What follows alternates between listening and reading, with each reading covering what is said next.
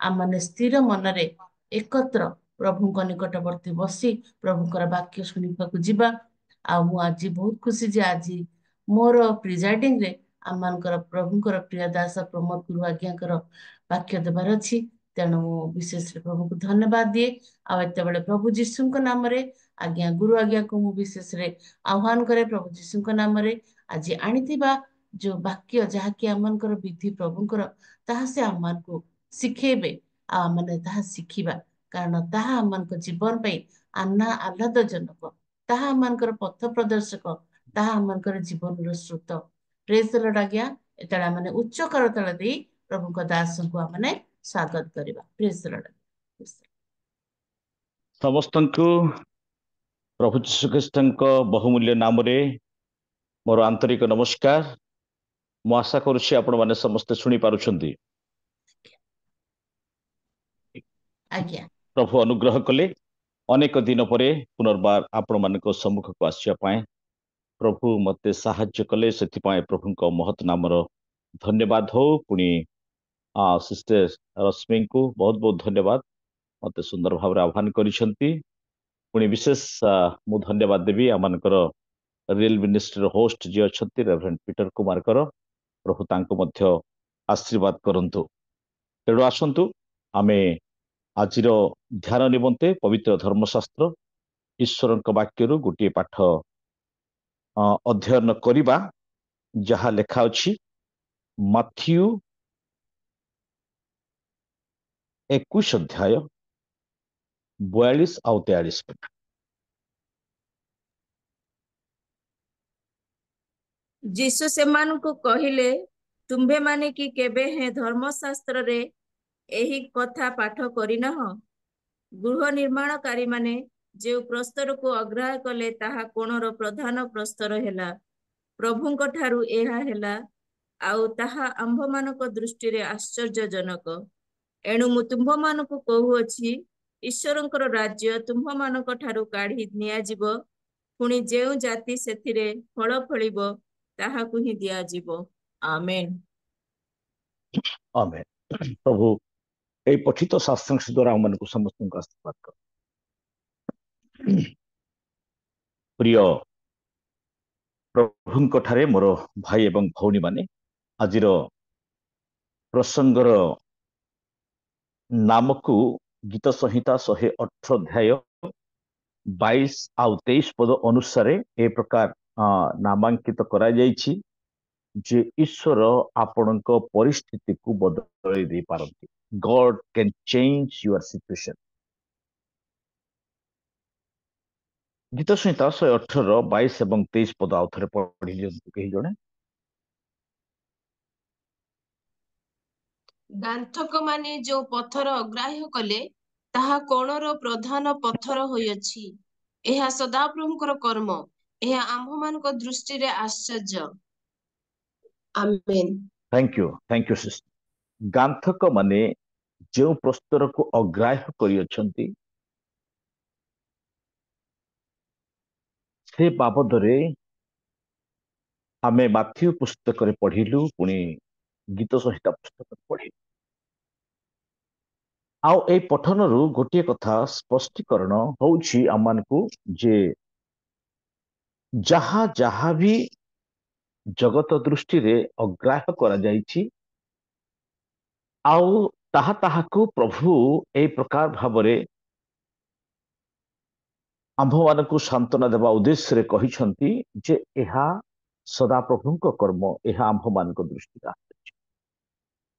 ଯାହା ବି ଘଟୁଛି ଆପଣଙ୍କ ଜୀବନରେ ଆଉ ମୋ ଜୀବନରେ, ପ୍ରଭୁଙ୍କର ବାକ୍ୟ ଲେଖା ଅଛି ଏହା ସଦାପ୍ରଭୁଙ୍କର କର୍ମ, ଏହା ଆମ୍ଭମାନଙ୍କ ଦୃଷ୍ଟିରେ ଆଶ୍ଚର୍ଯ୍ୟ।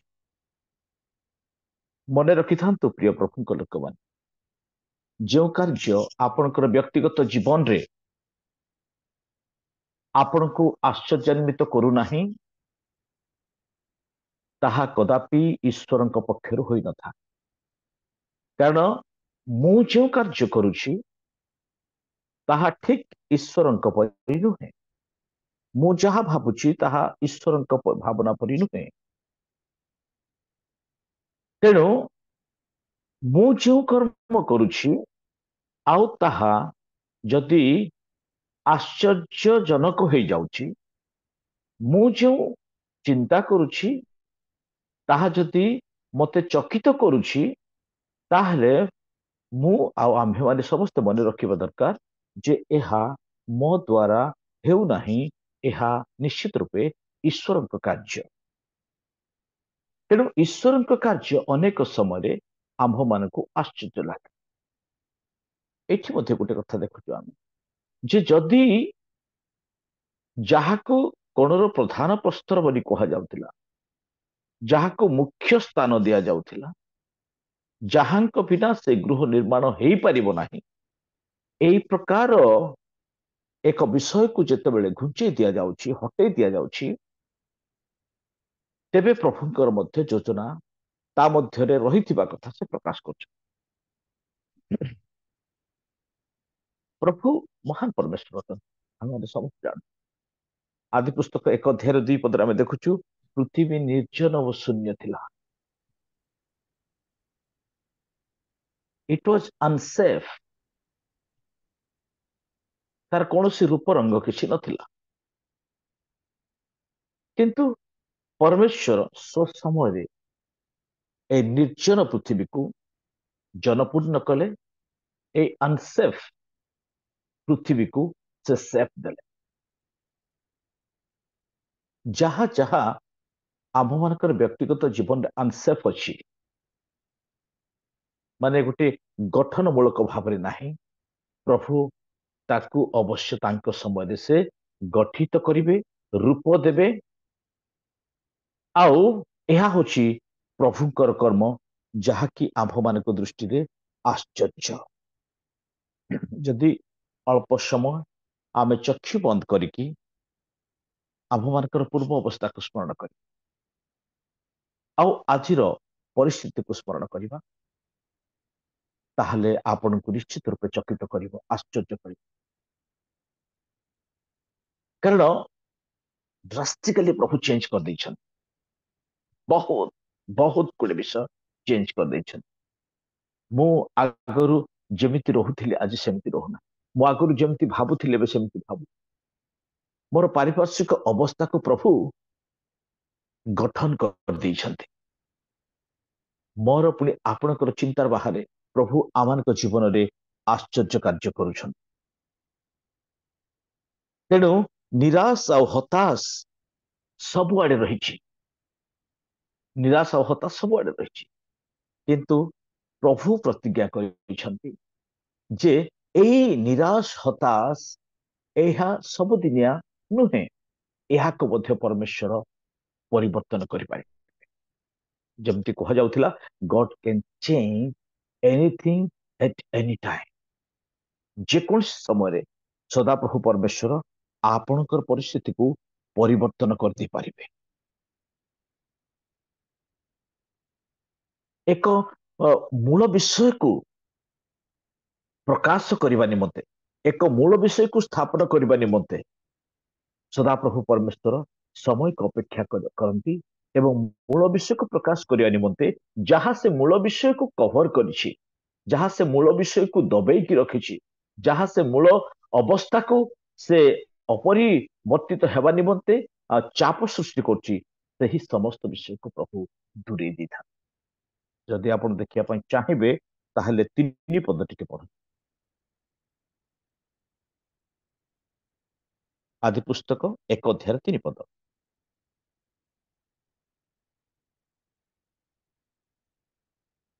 ଅନନ୍ତର ପରମେଶ୍ୱର କହିଲେ, ଦୀପ୍ତି ହେଉ, ତହିଁରେ ଦୀପ୍ତି ହେଲା। ଓକେ, ଦୀପ୍ତି ହେଉ, ତହିଁରେ ଦୀପ୍ତି ହେଲା। ଏହାର ଅର୍ଥ ଏ ପ୍ରକାର ଭାବରେ ମତେ ବୁଝିବାକୁ ହେବ ଯେ ଦୀପ୍ତି ପ୍ରକାଶିତ ହେବାର ଆବଶ୍ୟକତା ଥିଲା। କାରଣ ସୃଷ୍ଟିର ଇତିହାସକୁ ଯଦି ଆମେ ଦେଖିବା, ତାହେଲେ ଜଳ ଅଛି, ଜଳ ଉପରେ ଅନ୍ଧକାର ଅଛି, ଅନ୍ଧକାର ଉପରେ ପରମେଶ୍ୱରଙ୍କର ଆତ୍ମା ବିଚରଣ କରୁଛନ୍ତି। ଆମେ ଦେଖୁଛୁ 3ଟି ସ୍ତର, ଆହୁରି କେତେ ସ୍ତର ତଳକୁ ଅଛି ଆମେ ଜାଣିନୁ, କିନ୍ତୁ ବାଇବେଲ ପ୍ରକାଶ କରୁଛି ଜଳ ଉପରେ ଅନ୍ଧକାର, ଅନ୍ଧକାର ଉପରେ ପରମେଶ୍ୱରଙ୍କର ଆତ୍ମା। ତେବେ ଜଳ ଆଉ ଅନ୍ଧକାର এই ପ୍ରକାର ଏକ ଅବସ୍ଥା ଯେଉଁ ଅବସ୍ଥାର ପରିବର୍ତ୍ତନ କି ପରମେଶ୍ୱର ଚାହୁଁଛନ୍ତି। ତେବେ ଅନ୍ଧକାରକୁ ଦୂର କରିବା ନିମନ୍ତେ ଦୀପ୍ତିକୁ ପ୍ରକାଶ କରାଗଲା, କାରଣ ଅନ୍ଧକାରରେ କୌଣସି କାର୍ଯ୍ୟ ହୋଇପାରେ ନାହିଁ। ତେଣୁ ପରମେଶ୍ୱର ତାଙ୍କ ସମୟରେ ସେ ଦୀପ୍ତିକୁ ପ୍ରକାଶ କଲେ। ଆମେ ଜାଣିନୁ ଦୀପ୍ତି କୋଉଠି ଥିଲା। ବାଇବେଲରେ ମଧ୍ୟ ସେ ପ୍ରକାର ପ୍ରକାଶ ନାହିଁ, କିନ୍ତୁ ଗୋଟିଏ କଥା ସ୍ପଷ୍ଟ ହଉଛି ଯେ ଥିଲା, ସମସ୍ୟାର ସମାଧାନ ଥିଲା। ଯଦି ଅନ୍ଧକାର ଯଦି ସମସ୍ୟା, ତାହେଲେ ତାର ସମାଧାନ ହଉଛି ଦୀପ୍ତି। କାରଣ ପ୍ରଭୁ କହିଲେ ଦୀପ୍ତି ହଉ, ତ ହେଲେ ଦୀପ୍ତି ହେଲା। ପ୍ରଭୁ କିଛି ମନ୍ତ୍ର କରିନାହାନ୍ତି, କେବଳ ବାକ୍ୟ ଉଚ୍ଚାରଣ କଲେ। ତ ଏଇ କଥା ମୁଁ ଆପଣମାନଙ୍କୁ କହିକି ସାନ୍ତ୍ୱନା ଦେବା ପାଇଁ ଚାହୁଁଛି ଯେ ବାକ୍ୟରେ ଦୀପ୍ତି ଅଛି, ବାକ୍ୟରେ ଶକ୍ତି ଅଛି। ବାକ୍ୟ ଯେତେବେଳେ ଉଚ୍ଚାରଣ କରାଗଲା, କୌଣସି ସମୟ ସେହି ଦୀପ୍ତି ନେଲା ନାହିଁ। ଉଚ୍ଚାରିତ ହେବା ସଙ୍ଗେ ସଙ୍ଗେ ଦୀପ୍ତି ପ୍ରକାଶମାନ ହେଲା, ଆଉ ଆପେ ଆପେ ଅନ୍ଧକାର ସେ ଚାଲିଗଲା। ପ୍ରିୟ ମଣ୍ଡଳୀ, ପ୍ରିୟ ପ୍ରଭୁଙ୍କ ଲୋକମାନେ, ଆପଣଙ୍କ ଜୀବନରେ, ମୋ ଜୀବନରେ ଅନେକ ଅନ୍ଧକାର ଅଛି। ଆମେ ଅନେକ ବିଷୟ ଆମକୁ କଭର କରିଦେଇଛି, ଆମମାନଙ୍କ ଠାରେ ଥିବା ବାସ୍ତବତାକୁ ପ୍ରକାଶମାନ କରିପାରୁନାହିଁ। ଆମମାନଙ୍କର ପରିସ୍ଥିତି ଆମମାନଙ୍କ ଠାରୁ ଯାଉନାହିଁ। ଏହି ସମୟରେ ପବିତ୍ର ଆତ୍ମା ପରମେଶ୍ୱରଙ୍କର ଉପସ୍ଥିତି ଏବଂ ଈଶ୍ୱରଙ୍କର ବାକ୍ୟ ହିଁ ଆମମାନଙ୍କୁ ଏହି ସମସ୍ତ ପରିସ୍ଥିତିରୁ ଊର୍ଦ୍ଧ୍ୱକୁ ଆଣିପାରିବ। ଆଉ ଏହା ଆମ୍ଭମାନଙ୍କ ଦୃଷ୍ଟିରେ ଆଶ୍ଚର୍ଯ୍ୟ ଅଟେ। ଆମମାନଙ୍କର ଅନେକ ପରିସ୍ଥିତିକୁ ପରମେଶ୍ୱର ବଦଳି ଦେଇପାରନ୍ତି, ଯେପରିକି ସୃଷ୍ଟିର ପରିସ୍ଥିତିକୁ ପରମେଶ୍ୱର ବଦଳି ଦେଲେ। 6 ପଦରେ ଲେଖା ଅଛି ଯେ, ପଢି ଦିଅନ୍ତୁ 6 ପଦ ଟିକେ।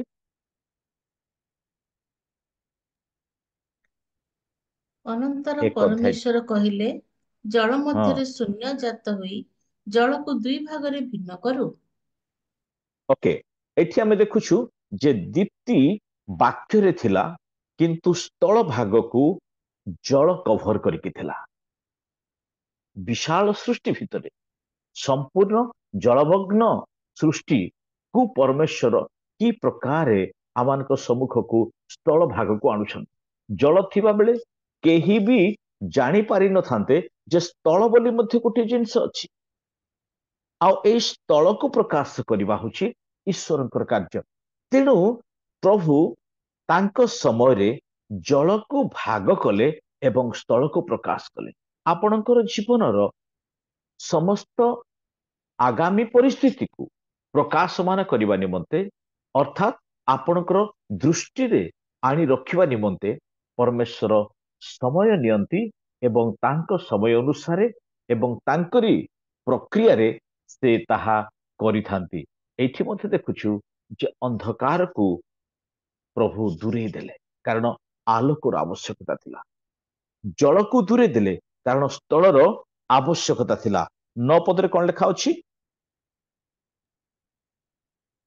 ଅନନ୍ତର ପରମେଶ୍ୱର କହିଲେ, ଆକାଶମଣ୍ଡଳର ଅଧସ୍ଥ ସମଗ୍ର ଜଳ ଏକ ସ୍ଥାନରେ ସଂଗୃହୀତ ହେଉ ଓ ସ୍ଥଳ ପ୍ରକାଶ ହେଉ। ତହିଁରେ ସେହି ସବୁ ହେଲା। ହଁ, ଏହା ପରମେଶ୍ୱରଙ୍କର କ୍ରିୟା ଅଟେ।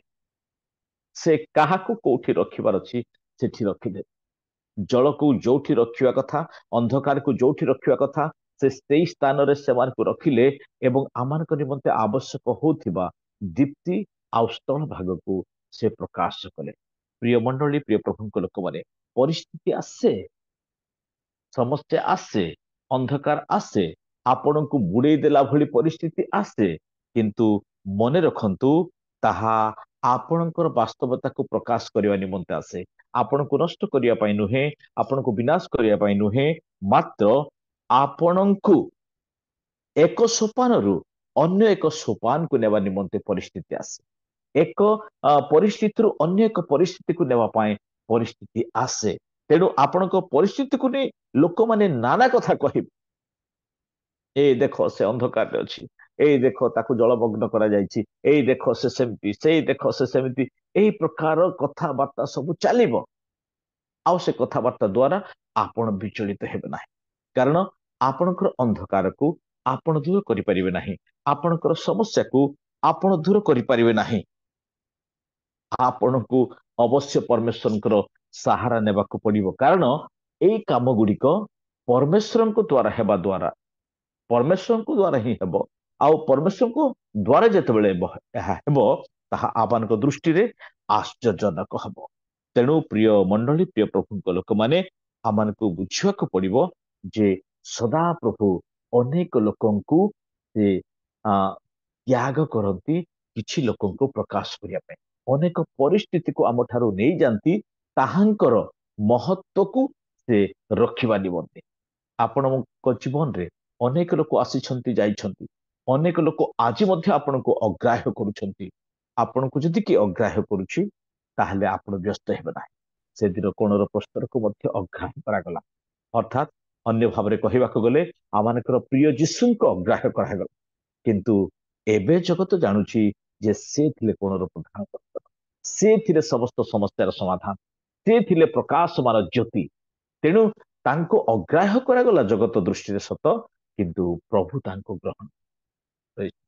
ଆପଣଙ୍କୁ ଅନେକ ଲୋକ ଜଗତରେ, ପରିବାରରେ, ସମାଜରେ ଅଗ୍ରାହ୍ୟ କରିପାରନ୍ତି, କିନ୍ତୁ ଆପଣ ବିଶ୍ୱାସ କରନ୍ତୁ ଯେ ଆପଣଙ୍କୁ କିଏ ଜଣେ accept କରିଛନ୍ତି।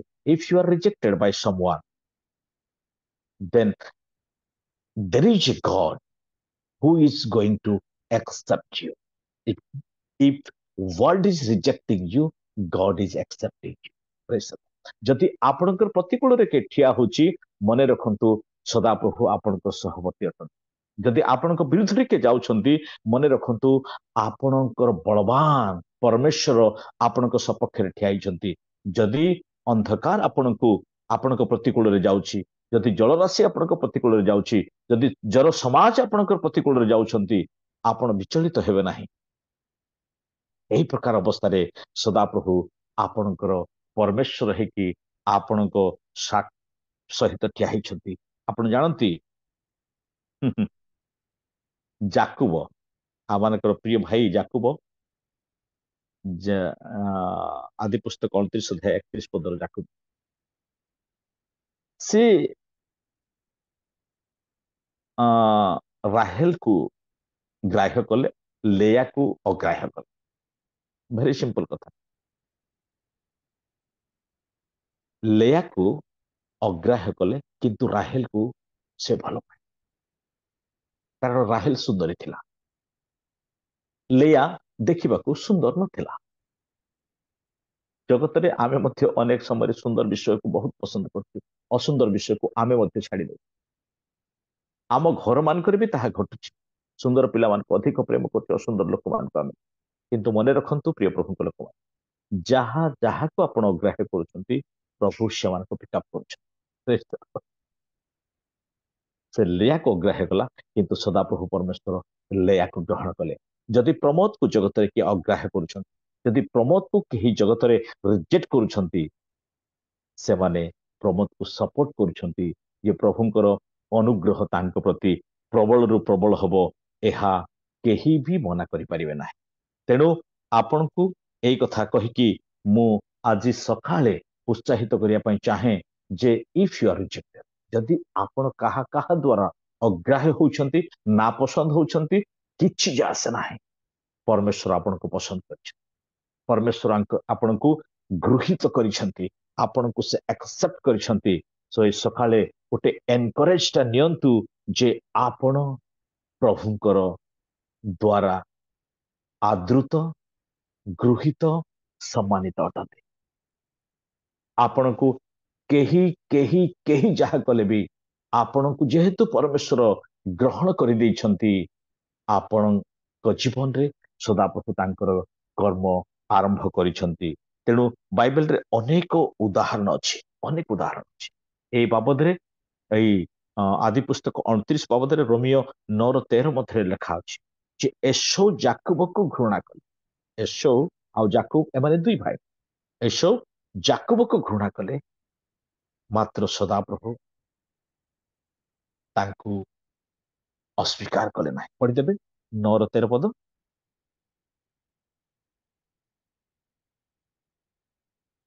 ରୋମିଓ 9:13।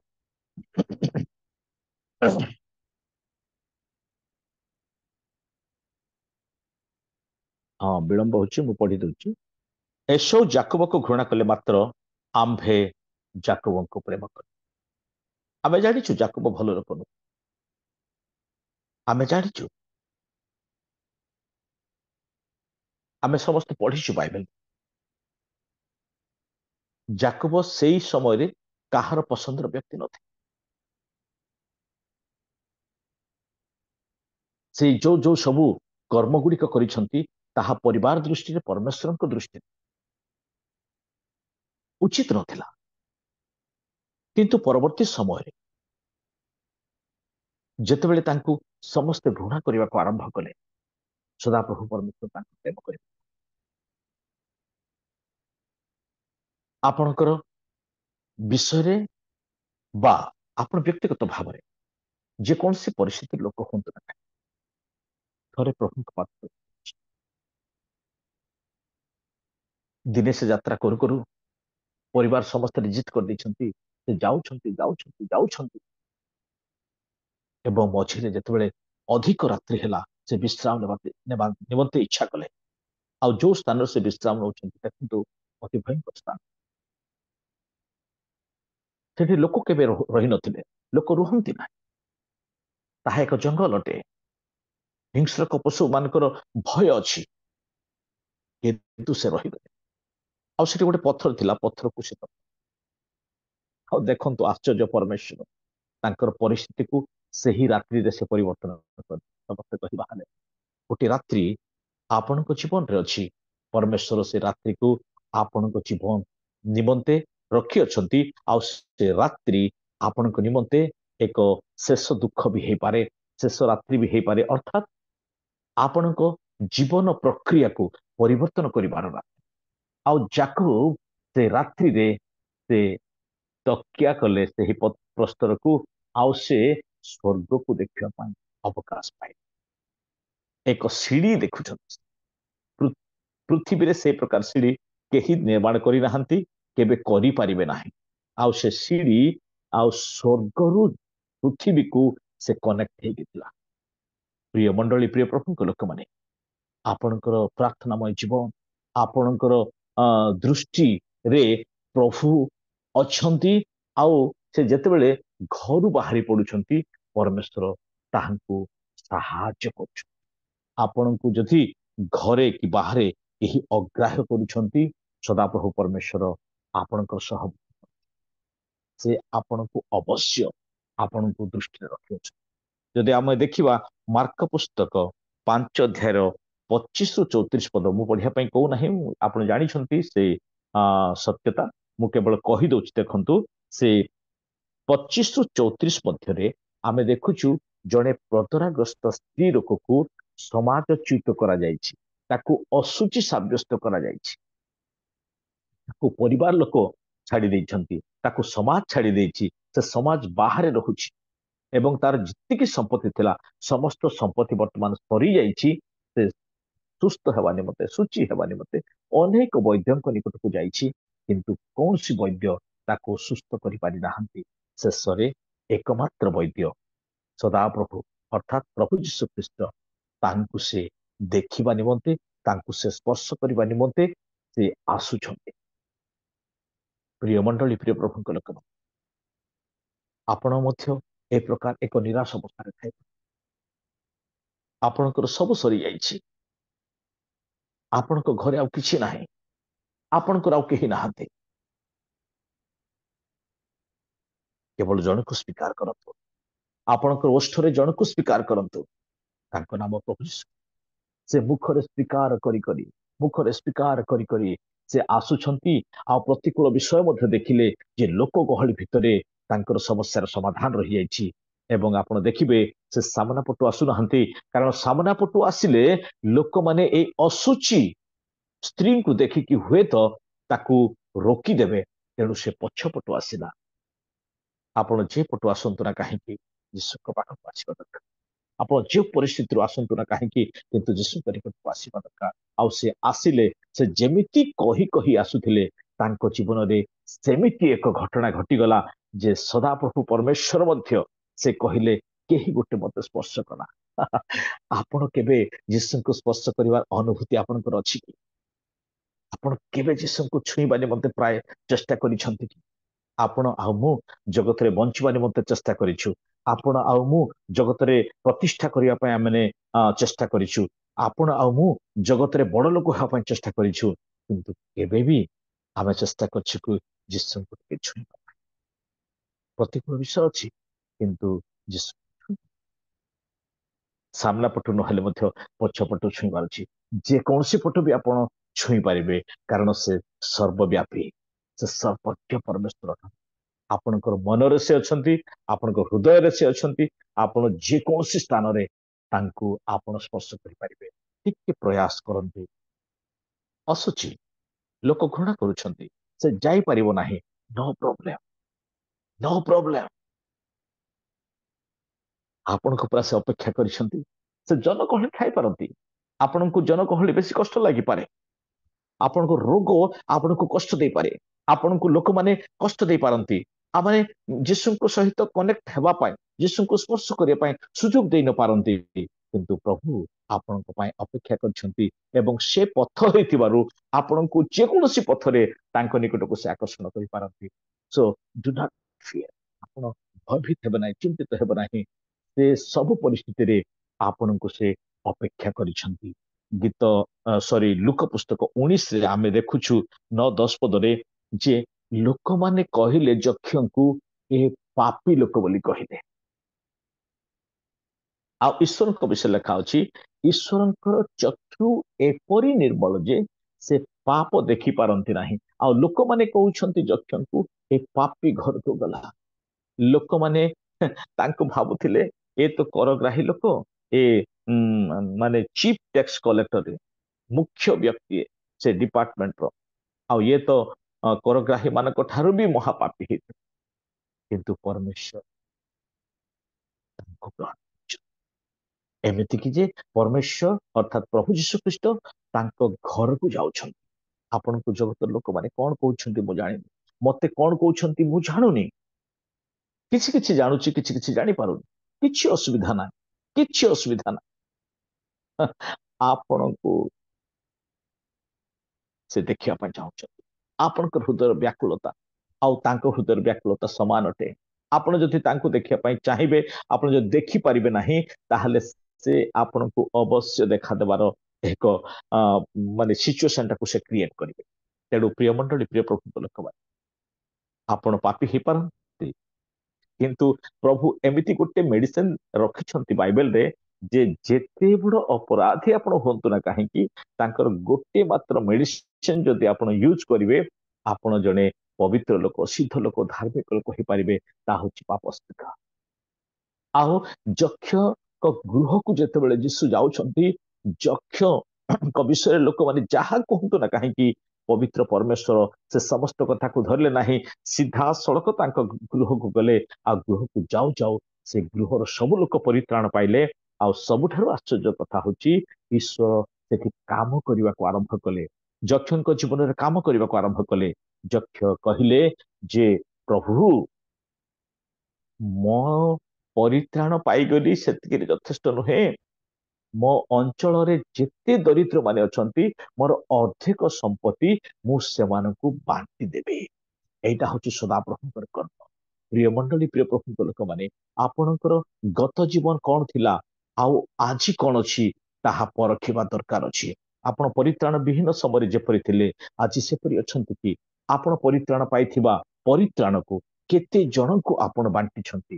ଆପଣଙ୍କ ଅଞ୍ଚଳରେ ଥିବା ଦରିଦ୍ର ମାନଙ୍କ ପ୍ରତି ପରିତ୍ରାଣ ପାଇଲା ପରେ ଆପଣ କେତେ ଉପକାର କହିଛନ୍ତି, ତାହା ହଉଛି ଚିନ୍ତାର ବିଷୟ। ଯଦି ହେଇନାହାନ୍ତି, ତାହେଲେ ଈଶ୍ୱରଙ୍କର କର୍ମ ଆଜି ପର୍ଯ୍ୟନ୍ତ ଆପଣଙ୍କୁ ଆଶ୍ଚର୍ଯ୍ୟ କରିନାହିଁ, କି ଆପଣଙ୍କୁ ଆଜି ପର୍ଯ୍ୟନ୍ତ ସୁଯୋଗ ଦେଇନାହିଁ ଅନ୍ୟମାନଙ୍କ ନିମନ୍ତେ କରିବା ପାଇଁ।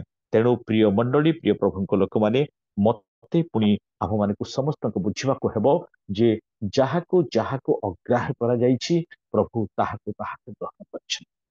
ଲୁକ 5:2 ପଦରେ ଆମେ ଦେଖୁଛୁ, ପିତରଙ୍କ ନୈରାଶ୍ୟତା ସେ ଧରୁଛନ୍ତି, ରାତି ସାରା ରାତି ସାରା ରାତି ସାରା ଅନେକ ପରିଶ୍ରମ କରିଛନ୍ତି, କିନ୍ତୁ ପାଉନାହାନ୍ତି। ପ୍ରଭୁ ପରିସ୍ଥିତି ପରିବର୍ତ୍ତନ। ପିତରଙ୍କୁ କହିଲେ ଟିକେ ଡାହାଣକୁ ବୁଲ ବୋଲି କହିଲେ। କେତେ ଡାହାଣକୁ? ଟିକିଏ। ଯଦି ଆପଣ ମିନିଷ୍ଟ୍ରିରେ ସଫଳ ହଉନାହାନ୍ତି, ଟିକେ ଡାହାଣକୁ ମୋଡନ୍ତୁ। ଯଦି ଆପଣଙ୍କ ପାରିବାରିକ ଜୀବନରେ ସଫଳ ନୁହନ୍ତି, ଟିକେ ଆପଣ ବୁଲି ପଡନ୍ତୁ। ଅର୍ଥାତ୍ ଆପଣଙ୍କ ରଣକୌଶଳକୁ ଟିକେ ପରିବର୍ତ୍ତନ କରନ୍ତୁ। ଯଦି ଏମିତି ହଉନାହିଁ, ଆପଣ ସେମିତି ହେବାକୁ ପଡିବ। ଯଦି ଏମିତିରେ ମାଛ ଧରି ମିଳୁନାହିଁ, ତାହେଲେ ଆପଣଙ୍କୁ ଟିକେ ଟର୍ନ କରିବାକୁ ପଡିବ। ବେଶୀ ବି ନୁହେଁ, ଆପଣଙ୍କୁ କେବଳ 360 ଡିଗ୍ରୀରୁ 90 ଡିଗ୍ରୀ ହିଁ ଆପଣଙ୍କୁ ଚେଞ୍ଜ ହେବାକୁ ପଡିବ। ଅଳ୍ପ ରଣକୌଶଳକୁ ଆପଣ ପରିବର୍ତ୍ତନ କରନ୍ତୁ, ଆପଣଙ୍କ ଜୀବନର ସମସ୍ୟାର ସମାଧାନ ଆପଣ ଜଣେ ସଫଳ ବ୍ୟକ୍ତିତ୍ୱ ହେଇଯାଇପାରିବେ। ହାଲେଲୁୟା, ପ୍ରେଜ୍ ଦ ଲର୍ଡ। ପ୍ରିୟ ମଣ୍ଡଳୀ, ପ୍ରିୟ ପ୍ରଭୁଙ୍କ ଲୋକମାନେ, ମତେ ପୁଣି ଆପଣମାନେ ପ୍ରଭୁ ଏତେ ଭଲ ପାଆନ୍ତି, ଏତେ ଭଲ ପାଆନ୍ତି ଯେ ସବୁବେଳେ ଆପଣ ଏହି ପ୍ରକାର ନିରାଶରେ ରହିବେ ତାହା ପ୍ରଭୁ ଚାହୁଁନାହାନ୍ତି। ଆପଣ କାମ ସାରିକିରି, ଆପଣ ଜାଲ ଧୋଇକିରି ଆପଣ ପଳେଇବା ପାଇଁ ଚେଷ୍ଟା କଲା ବେଳକୁ, ଆପଣ ଯେତେବେଳେ କାମ ବନ୍ଦ କରୁଛନ୍ତି, ସଦାପ୍ରଭୁ ପରମେଶ୍ୱର ସେଠୁ ତାଙ୍କ କାମ ପ୍ରେଜ୍ ଦ ଲର୍ଡ। ଆପଣ ଯେତେବେଳେ ନିରାଶ ହେଇକି ଆପଣ ବସି ପଡୁଛନ୍ତି, ସଦାପ୍ରଭୁ ପରମେଶ୍ୱର ସେତେବେଳେ ସେ ଭାବୁଛନ୍ତି ମୋ ପିଲା ଦୁର୍ବଳ ହେଇଗଲା, ମୋର ବଳ ଉପରେ ସେ ଆଉଜି ପଡୁଛି, ମୁଁ ତା ସପକ୍ଷରେ ଠିଆ ହେବି। ତେଣୁ ପ୍ରିୟ ମଣ୍ଡଳୀ, ପ୍ରିୟ ପ୍ରଭୁଙ୍କ ଲୋକମାନେ, ନିରାଶ ହତାଶ ଆପଣଙ୍କୁ କେବେ ବି ଆପଣଙ୍କୁ ପ୍ରେସରାଇଜ ନ କରୁ, ଚାପି ନ ଦଉ। ଆପଣ ପ୍ରଭୁଙ୍କ ଲୋକ ହେଇଥିବାରୁ ଆପଣ ସବୁଠାରୁ ଓଭରକମ୍ କରିବା ପାଇଁ ପଡିବ। ଯଦି ଆପଣ ପାରୁନାହାନ୍ତି, ତାହେଲେ ଜଗତର ଜ୍ୟୋତି ହଉଛନ୍ତି ଯୀଶୁ ଖ୍ରୀଷ୍ଟ, ସେ ଆପଣଙ୍କୁ ପ୍ରକାଶ ତେଣୁ ଯୀଶୁ କହିଲେ ମୁଁ ଜଗତର ଜ୍ୟୋତି, ଆଉ ଯୀଶୁ କହିଲେ ତୁମେ ମାନେ ଜଗତର ଜ୍ୟୋତି। ଜହନ ତାମାନେ ଯୀଶୁ ବି ଜ୍ୟୋତି, ଆମେ ବି ଜ୍ୟୋତି। ଯୀଶୁ ସମଗ୍ର ବିଶ୍ୱ ପାଇଁ ସେ ଜ୍ୟୋତି ଅଟନ୍ତି, ଆପଣ ମାନବ ଜାତି ପାଇଁ ଜ୍ୟୋତି ଅଟନ୍ତି। ଆପଣ ଯୋଉ ଅଞ୍ଚଳରେ ଅଛନ୍ତି, ସେଇ ଅଞ୍ଚଳକୁ ଆପଣ ପରିବର୍ତ୍ତନ କରିବା ନିମନ୍ତେ ଆପଣଙ୍କୁ ପ୍ରଭୁ ଜ୍ୟୋତି କରିଛନ୍ତି। ଆଉ ଆପଣ ସେ ଅନ୍ଧକାର ହେଇଥିବେ, ତାହେଲେ ସେ ଅଞ୍ଚଳର ଲୋକମାନେ, ଅନ୍ଧକାରରେ ରହୁଥିବା ଲୋକମାନେ କିପରି ଆଲୋକ ପାଇବେ? ତେଣୁ ପ୍ରିୟ ମଣ୍ଡଳୀ, ପ୍ରିୟ ପ୍ରଭୁଙ୍କ ଲୋକମାନେ, ମତେ ପୁଣି ଆମମାନଙ୍କୁ ସମସ୍ତଙ୍କୁ ଗ୍ରହଣ କରିବାକୁ ପଡିବ। କାରଣ ଯୋହନ 1 ଅଧ୍ୟାୟର 4-5 ପଦ ଦେଖୁଛୁ ଯେ ଜ୍ୟୋତିକୁ ଅନ୍ଧକାର ଗ୍ରହଣ କଲା ନାହିଁ। ସତ କଥା, ଜ୍ୟୋତିକୁ ଅନ୍ଧକାର ଗ୍ରହଣ ସେ କେବେ ବି ଚାହିଁବ ନାହିଁ, କେବେ ବି ଚାହିଁବ ନାହିଁ ଯେ ଏଠି ଗୋଟେ ଲାଇଟ୍ ଆସୁ। କାରଣ ଅନ୍ଧକାର ଜମେଇକି ସେ ଅଛି ଆପଣଙ୍କ ଜୀବନରେ, ମୋ ଜୀବନରେ ଅନ୍ଧକାର ଜମେଇକି ଅଛି। ସେ ଯିବାକୁ ଚାହିଁବ ନାହିଁ। ପରିସ୍ଥିତି ଦବିକି ଅଛି, ବହୁତ ଦିନ ଧରିକି ପରିସ୍ଥିତି ରହିଯାଇଛି, ବହୁତ ଦିନ ଧରିକି ଅନ୍ଧକାର ରହିଯାଇଛି, ବହୁତ ଦିନ ଧରିକି ଆପଣ ସେଇଠୁ ମୁକୁଳି ପାରୁନାହାନ୍ତି। କିନ୍ତୁ ପ୍ରଭୁ ଆପଣଙ୍କ ଜୀବନରେ, ମୋ ଜୀବନରେ ସେ ଏକ ମହାନ କାର୍ଯ୍ୟ କରିବାକୁ ସେଇ ଚାପରୁ ଆପଣଙ୍କୁ ମୁକ୍ତ କରିବା ପାଇଁ ସେ ଚାହାନ୍ତି। ସେ ପାପରୁ ପରମେଶ୍ୱର ଆପଣଙ୍କୁ ମୁକ୍ତ କରିବା ପାଇଁ ଚାହାନ୍ତି। ଆମେ କେବଳ ଆସିବା ଦରକାର, ଆମେ କେବଳ ସ୍ୱୀକାର କରିବା ଦରକାର। ତେଣୁ ପ୍ରିୟ ମଣ୍ଡଳୀ, ପ୍ରିୟ ପ୍ରଭୁଙ୍କ ଲୋକମାନେ, ମତେ ଏବଂ ଆପଣଙ୍କୁ ପ୍ରଭୁ ପ୍ରେମ କରୁଛନ୍ତି। ଆଉ ସେ କହୁଛନ୍ତି ଯେ ଏହି ପ୍ରକାର ଅବସ୍ଥାରେ ଥିବା ଲୋକମାନେ ମୋ ନିକଟକୁ ଆସିବା ଦରକାର, ମୋ ନିକଟକୁ ଆସିବା ଦରକାର। ମୋ ଠାରେ ଥିବା ସମସ୍ତ ଜ୍ୟୋତି, ମୋ ଠାରେ ଥିବା ସମସ୍ତ ଶାନ୍ତି, ମୋ ଠାରେ ଥିବା ସମସ୍ତ ଆନନ୍ଦ ମୁଁ ସେମାନଙ୍କୁ ପ୍ରଦାନ କରିବି। ତେଣୁ ଯଦି ଆପଣଙ୍କ ଜୀବନରେ କିଛି ମାତ୍ରାରେ ଯଦି ଏଇ ପ୍ରକାର ବିଷୟ ଅଛି, ତେବେ ଆପଣ ନିରାଶ ହୁଅନ୍ତୁ ନାହିଁ। ପ୍ରଭୁ ଆପଣଙ୍କ ସହିତ ଅଛନ୍ତି। ସେ ଅବଶ୍ୟ ଆପଣଙ୍କୁ ନିଶ୍ଚିତ ରୂପେ ସେ ସମସ୍ୟାରୁ ପରିବର୍ତ୍ତନ କରିବେ। ଆପଣଙ୍କ ଜୀବନରେ ପରମେଶ୍ୱର ଏକ ଆନନ୍ଦମୟ ସଫଳତା ଦେବା ପାଇଁ ସେ ଚାହାନ୍ତି। କାରଣ ଆମ ଯୋଜନା ଆଉ ପ୍ରଭୁଙ୍କ ଯୋଜନା ଭିତରେ ବହୁତ ଅଛି। ଏଠି ଅନେକ ଲୋକ ଆମେ ବସିଛୁ, ଆମମାନଙ୍କ ମଣ୍ଡଳୀରେ, ପରିବାରରେ କି ସମାଜରେ ଅଧିକାଂଶ ଲୋକ ଅଛନ୍ତି ଭଲ ପାଉଛନ୍ତି, କିଛି ଲୋକ ଅଛନ୍ତି ଭଲ ପାଉନାହାନ୍ତି। ଆଉ ଏହା ପ୍ରଭୁଙ୍କ ଦୃଷ୍ଟିଗତ ହେବା। ମତେ ରାୟଗଡା ମାର୍କେଟରେ ଗୋଟେ ପରିବାର ଭେଟିଲେ। ସେତେବେଳେ ମୋ ସ୍ତ୍ରୀ ଥାନ୍ତି। ମୁଁ ଏ କଥା ଆଗରୁ କହିଛି ନାଇଁ ମୁଁ ଜାଣିନି। ମୁଁ ଆଉ ମୋ ସ୍ତ୍ରୀ ପରିବା ପାଇଁ ଯାଇଥିଲୁ, ସେମାନେ ମଧ୍ୟ ପରିବାର ସହିତ ଆସିଥିଲେ। ଆଉ ଯଦି ସେ ଏଠି ବସିଛନ୍ତି, ସେ ଶୁଣୁଥିବେ ଆଉ ସେ ଜାଣିଦେବେ ସେଇ ବ୍ୟକ୍ତି କିଏ ଅଛନ୍ତି, ସେ ମଧ୍ୟ ଜଣେ ପାଳନ। ମତେ ପଚାରିଲେ ସାର୍ କେମିତି ଅଛନ୍ତି? ମୁଁ କହିଲି ଆମେ ଭଲ ଅଛୁ। ମୁଁ ପଚାରିଲି ଆପଣ କେମିତି ଅଛନ୍ତି? ସେ କହିଲେ ମୁଁ ବି ଭଲ ଅଛି। ଠିକ ଅଛି, ଆପଣ ଭଲ ଥିବେ ସାର୍ ବୋଲି ମତେ କହିଲେ। ମୁଁ କହିଲି କେମିତି? ନାଇଁ ଆପଣ ଭଲ ଥିବେ, କାରଣ ମୁଁ ମଧ୍ୟ ମିଶିକି ଆମେ କିଛି ଲୋକ ଆପଣଙ୍କ ବିରୁଦ୍ଧରେ କଥାବାର୍ତ୍ତା କରୁଛୁ, ତେଣୁ ଆପଣ ନିଶ୍ଚୟ ଭଲ ଥିବେ କହିଲେ। ସେ ଲୋକ କଥା ସ୍ୱୀକାର କରିଦେଲେ, ଆଉ ସେ କହିଲେ ମୁଁ ମଧ୍ୟ ସାର୍ କିଛି ପ୍ରଭୁଙ୍କ ଲୋକମାନଙ୍କ ସହିତ ମିଶିକି ଆପଣଙ୍କ ବିଷୟରେ କଥାବାର୍ତ୍ତା କରୁଛି, ତେଣୁ ଆପଣ ନିଶ୍ଚୟ ଭଲ ଥିବେ। ଆରେ ତୁମେ କଥାବାର୍ତ୍ତା କଲେ ତ ମୋର ଅମଙ୍ଗଳ ହେବା କଥା। ନାଇଁ ନାଇଁ, ଆମେ ଆପଣଙ୍କର ଅମଙ୍ଗଳ ଚିନ୍ତା କରୁଛୁ, କିନ୍ତୁ ପ୍ରଭୁ ଆପଣଙ୍କର ମଙ୍ଗଳ ଚିନ୍ତା କରୁଛନ୍ତି, ତେଣୁ ଆପଣ ନିଶ୍ଚୟ ଭଲରେ ଥିବେ। ତେଣୁ ଯଦି ଆପଣଙ୍କର ଅମଙ୍ଗଳ କିଏ ଚିନ୍ତା କରୁଛନ୍ତି, କିଛି ବ୍ୟସ୍ତ ହେବେ ନାହିଁ। ଆପଣ ବରଂ ଖୁସି ହୁଅନ୍ତୁ ଯେ ଥ୍ୟାଙ୍କ ୟୁ ଲର୍ଡ, କେହି ଜଣେ ମତେ ଆପଣଙ୍କ ସହିତ କନେକ୍ଟ କରଉଛି। ଥ୍ୟାଙ୍କ ୟୁ ଲର୍ଡ, କେହି ଜଣେ ମୋର ବିରୁଦ୍ଧରେ ଗଲା ବୋଲି ମତେ ତୁମେ ଆଦରି ନେବା ପାଇଁ ଚାହିଁଲ, କେହି ଜଣେ ମତେ ଅଗ୍ରାହ୍ୟ କଲା ବୋଲି ତୁମେ ମତେ ଗ୍ରହଣ କଲ। ଯିଏ ବି ଆପଣଙ୍କୁ ଅଗ୍ରାହ୍ୟ କରୁଛି, ଏଲାଉ କରନ୍ତୁ, accept that situation। ଆପଣ ପରିସ୍ଥିତିକୁ ଆପଣ ଅନୁମତି ଦିଅନ୍ତୁ, ଆସୁ ଆପଣଙ୍କ ଜୀବନ। ଆଉ ସେ ପରିସ୍ଥିତିରୁ ଆପଣଙ୍କୁ ପ୍ରଭୁ ଯଦି ମୁକୁଳେଇ ଦଉଛନ୍ତି, ତେବେ ଯାଇକି ଆପଣ କହିବେ ଏହା ଈଶ୍ୱରଙ୍କ କର୍ମ, ଏହା ଆମ୍ଭ ଦୃଷ୍ଟିରେ ଆଶ୍ଚର୍ଯ୍ୟ। Praise the Lord, hallelujah। ତେଣୁ ଆପଣଙ୍କ ଜୀବନରେ ପ୍ରଭୁଙ୍କର କର୍ମ ହେବା ଦରକାର। କର୍ମ ହେଲେ ଯାଇକି ଆପଣ ସେ ଆଶ୍ଚର୍ଯ୍ୟ ବୋଲି ଜାଣିବେ। ଯଦି ପରମେଶ୍ୱରଙ୍କ କର୍ମ ଆପଣଙ୍କ ଜୀବନରେ ଘଟୁନାହିଁ, ତାହେଲେ ପ୍ରଭୁଙ୍କୁ କେମିତି କହିବେ ସେ ଆଶ୍ଚର୍ଯ୍ୟ? ତାଙ୍କର ଜନ୍ମ ଆଶ୍ଚର୍ଯ୍ୟ, ତାଙ୍କର ମୃତ୍ୟୁ ଆଶ୍ଚର୍ଯ୍ୟ, ତାଙ୍କର ପୁନରୁତ୍ଥାନ ଏଇଟା ନୁହେଁ, ଆପଣଙ୍କ ଜୀବନରେ କଣ ପ୍ରଭୁ ଆଶ୍ଚର୍ଯ୍ୟ କର୍ମ କରିଛନ୍ତି, ଦ୍ୟାଟ୍ ଇଜ ମୋଷ୍ଟ ଇମ୍ପୋର୍ଟାଣ୍ଟ। ସେ ତ ଆଶ୍ଚର୍ଯ୍ୟ, ତାଙ୍କର ଜନ୍ମ ଆଶ୍ଚର୍ଯ୍ୟ, ଏଭ୍ରିବଡି ନୋସ୍, କିନ୍ତୁ ଆପଣ କଣ ଜାଣିଛନ୍ତି ଯେ ତାହାଙ୍କର କର୍ମ ଆଶ୍ଚର୍ଯ୍ୟ? ଆପଣଙ୍କୁ ଯଦି ରିଜେକ୍ଟ କରାଯିବା ସୋସାଇଟିରେ ଯଦି ସେ ଆକ୍ସେପ୍ଟ କରୁଛନ୍ତି, ନାହିଁ ନାହିଁ ଜାଗାରେ ଯଦି ଆପଣଙ୍କୁ ସେ ଉପରକୁ ଉଠେଇ ଦେଇଛନ୍ତି, ତେବେ ତାହା ଆପଣଙ୍କ ଦୃଷ୍ଟିରେ ଆସୁଛି। ମୁଁ ଆଶା କରିବି ଏଠି ଅନେକ ଲୋକ ଆମେ ବସିଛୁ, ଯୋଉମାନେ କି ଆମେ ଭାବୁଛୁ ଯେ ଆମ ପାଇଁ ଆଉ କେହି ନାହାନ୍ତି, ଆମମାନଙ୍କୁ ସମାଜ ଛାଡି ଦେଇଛି, ଆମମାନଙ୍କୁ ମଣ୍ଡଳୀ ଛାଡି ଦେଇଛି, ଆମମାନଙ୍କୁ ପରିବାର ଲୋକମାନେ ଛାଡି ଦେଇଛନ୍ତି। ଆଉ ଆପଣ ଖୁସି ହୁଅନ୍ତୁ ଆଜି ସକାଳେ ଯେ ଆପଣଙ୍କୁ ପ୍ରଭୁ ଗ୍ରହଣ କରିଛନ୍ତି, ଆଉ ପ୍ରଭୁ ତାଙ୍କ ସମୟରେ ଆପଣଙ୍କୁ ସେ ପ୍ରକାଶ ମାନ କରିବେ, ଆଉ ଏମିତି ପ୍ରକାଶ କରିବେ ଯେ ଜଗତର ଲୋକ, ଅନ୍ଧକାର ଲୋକମାନେ ଆପଣଙ୍କ ଠାରେ ଥିବା ଲାଇଟକୁ, ଆପଣ ଠାରେ ଥିବା ଈଶ୍ୱରଙ୍କର ସେ ମହାନ କାର୍ଯ୍ୟକୁ, ଆଶ୍ଚର୍ଯ୍ୟ କାର୍ଯ୍ୟକୁ ଲୋକମାନେ ଦେଖିବେ, କହିବେ ଯେ ନିଶ୍ଚିତ ପ୍ରଭୁ ଏହାଙ୍କ ଜୀବନରେ ଅଛନ୍ତି। ପ୍ରଭୁ ସମସ୍ତଙ୍କୁ ଏହି ଚିନ୍ତା ଦ୍ୱାରା ଆଶୀର୍ବାଦ କରନ୍ତୁ। ଆମେନ୍ ଆମେନ୍ ଆଜ୍ଞା, ବହୁତ ଧନ୍ୟବାଦ ଆଜ୍ଞା। ପ୍ରଭୁଙ୍କ ଗୌରବ ପ୍ରଶଂସା କରୁ କରୁ ଆମେ ଉଚ୍ଚ କରତଳ ଦେଇ ପ୍ରଭୁଙ୍କର ଶିକ୍ଷା ପାଇଁ ଆଉ ଆଜ୍ଞାଙ୍କ ପାଇଁ ଆମେ ଧନ୍ୟବାଦ ଦେବା।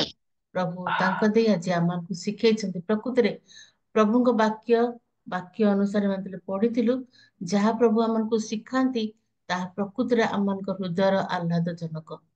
ଯେତେବେଳେ ବି ଯୋଉ ପରିସ୍ଥିତି ଆସେ, ଆମମାନେ ନିରାଶ ହଉ, ଆମମାନେ ଭାବୁ ଯେ ଆମମାନଙ୍କୁ କେହି ବୁଝିପାରୁନାହାନ୍ତି, କିନ୍ତୁ ପ୍ରକୃତିରେ ଜଣେ ପରମେଶ୍ୱର ଆମକୁ ବୁଝିଥାନ୍ତି, ଆମମାନଙ୍କୁ ଗ୍ରହଣ କରନ୍ତି। ଆଜ୍ଞା ଗୋଟେ ବହୁତ ବଢିଆ ଷ୍ଟେଟମେଣ୍ଟ ଦେଲେ ଯେ ଆମେ ଈଶ୍ୱରଙ୍କ ଦ୍ୱାରା ଆଦୃତ, ଈଶ୍ୱରଙ୍କ ଦ୍ୱାରା ଗୃହୀତ, ଈଶ୍ୱରଙ୍କ ଦ୍ୱାରା ସମ୍ମାନିତ। ପ୍ରକୃତିରେ ଆଶ୍ଚର୍ଯ୍ୟ ପରମେଶ୍ୱର ଯିଏ କି ଆମ ପାଇଁ ଚିନ୍ତା କରିଛନ୍ତି, ବାକ୍ୟ ଦେଇକି ଶିକ୍ଷିତ କରିଛନ୍ତି। ଆସନ୍ତୁ ପ୍ରଭୁଙ୍କ ଦାସଙ୍କ ପାଇଁ ଗୋଟେ ଉଚ୍ଚ କରତାଳ ଦେବା। ପ୍ରଭୁ ତାଙ୍କୁ ଆଶୀର୍ବାଦ କରନ୍ତୁ, ଆହୁରି ପ୍ରଭୁରେ ବ୍ୟବହାର କରନ୍ତୁ, ଆହୁରି ଆମମାନଙ୍କ ମଧ୍ୟରେ ଏଇ ପ୍ରକାର ଭାବରେ ଶିକ୍ଷାରେ ସାହାଯ୍ୟ କରନ୍ତୁ। ପ୍ରଭୁ ତାଙ୍କୁ ଦୟା କରନ୍ତୁ। ଆସନ୍ତୁ ଆମମାନେ ତାଙ୍କ ପାଇଁ ପୁଣି ଆମମାନେ ପ୍ରତ୍ୟେକ ପ୍ରାର୍ଥନାକୁ ଯିବା। ଆମମାନଙ୍କ ମଧ୍ୟରେ ଆମମାନଙ୍କର ଆଜ୍ଞା ପ୍ରମୋଦ ପରିଛା ଆଜ୍ଞା ଅଛନ୍ତି। ପ୍ରେଜ୍ ଦ ଲର୍ଡ ଆଜ୍ଞା।